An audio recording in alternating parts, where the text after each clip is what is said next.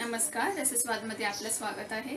आज मी तुम्हाला क्रिस्पी आलू फ्रायची रेसिपी दाखवणार आहे। तर आता आपण याचे साहित्य बघून घेऊया। हे बटाटे मी काप करून घेतले आहेत। हे 1.5 बटाटे आहेत मीडियम साइजचे। हा रवा घेतलाय मी, मीठ, लसूण मी कुटून घेतली आहे आणि हे 2 चमचे तांदळाचं पीठ आहे।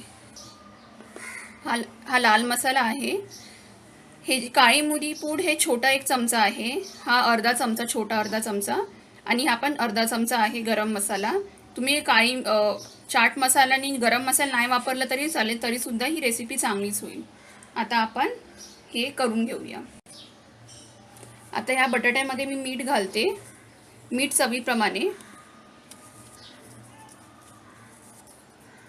याच्यानंतर हे लसूण मी कुटून घेतली आहे। हे 4 ते 5 कळे आहे।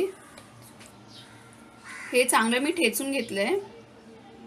आता याला आधी आपण मिक्स करून घेऊया। आता हे सगळं आपण मिक्स करून घेतलंय, लसूण आणि मीठ। आता यात आपण हे मसाले घालूया। तांदळाचं पीठ पण मी यातच टाकून दिलं एकत्रच।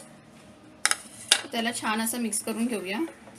हे थोडं सुके आहे, म्हणून जरासं पाणी टाकूया, कारण की आपल्याला रवा पण टाकायचा आहे, तो थोडा चिटकायला हवा आहे ना।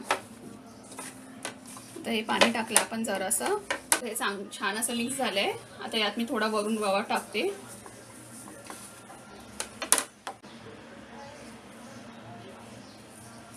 रवा 2 ते 3 मोठे चमचे घेतले तरी चालेल।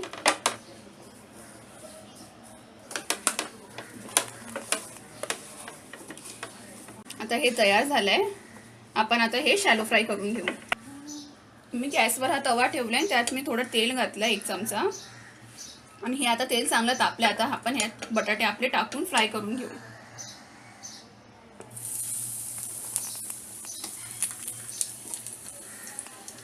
हे असं जे राहतं ना, ते आपल्याला यात असं वरती ठेवून याच्यात तेलात सोडायचं आहे।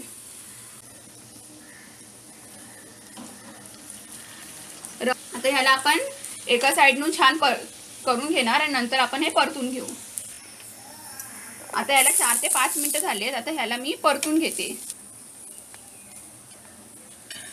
आता यांना सगळ्यांना आपण परतून घेतलंय आणि याला आता परत आपण 3 ते 4 मिनिटं मीडियम फ्लेमवर शिजवणार आहे। आणि हे असं शिजवताना ना, याचं झाकण अजिबात टाकायचं नाही, कारण की झाकण टाकलं ना की हे सगळं नरम होऊन जाणार आणि ह्याला कुरकुरीपणा राहणार नाही।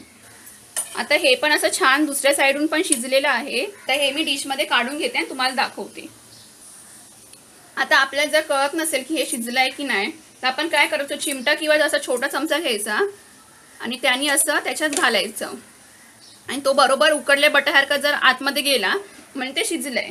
आता हे सगळे शिजले आहेत माझे, मी हे काढून घेते। आता